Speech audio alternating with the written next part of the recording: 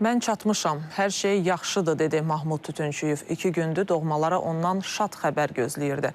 Ancaq təəssüflər olsun ki, adı sağ qalanların deyil, faciə qurbanlarının siyahısında çıxdı. Tütünçüyevlər ailəsinin 2 gündükü gözləri yolda, qulaqları səsdədi.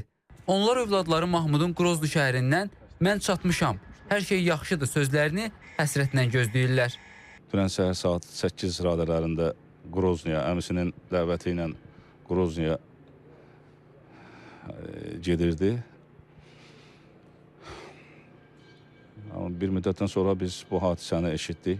Dünən üçün o nəzərdə tutulmamışdı. O elə təkidlə də bizim tərəfdən də, atası tərəfdən, anası tərəfindən də deyilmişdi ki, bəs ayın 28-nə, yəni bilet alınsın. O da Allahın qisməti, yəni bir ümidlə gözləyirik. Allaha pənah.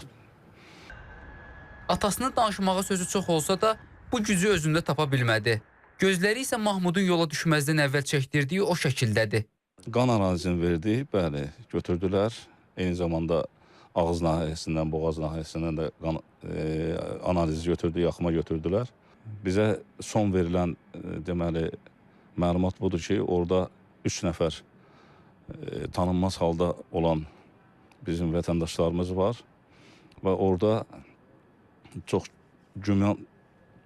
ümid də edirik ki, hal-hazırda reanimasiyada olan o 3 nəfərin içərisində bizim də güman elədiyimiz Mahmud da onların içərisindədir. Biz çox ümid edirik Allahdan ki, salamat olsun.